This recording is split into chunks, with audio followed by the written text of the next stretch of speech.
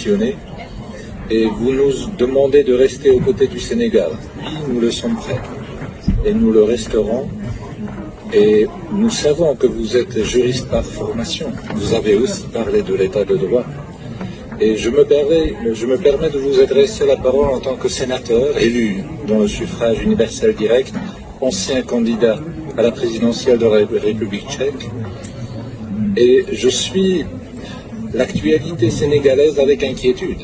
Le président Macky Sall entretient un flou quant à l'avenir politique qui est pourtant décisif pour lui et surtout pour votre pays.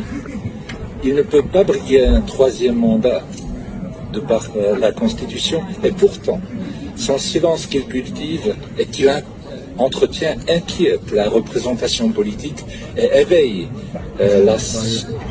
l'inquiétude de la société comme nous le lisons de l'extérieur. Ce flou éveille des tensions également dans les institutions politiques et dans la société civile.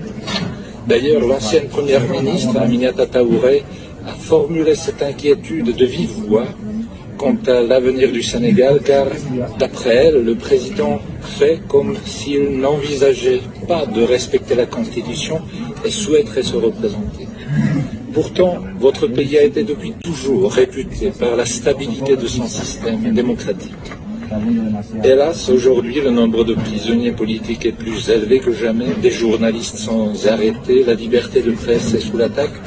Et d'ailleurs, nous ne sommes pas les seuls de le formuler ainsi. La Commission de l'Union africaine ou la CEDEAO ont exprimé également leurs inquiétudes. Alors merci de vos messages, mais nous attendons aussi de votre pays une position claire. Et comme vous êtes le messager privilégié de votre président, nous vous demandons également de lui transmettre notre inquiétude.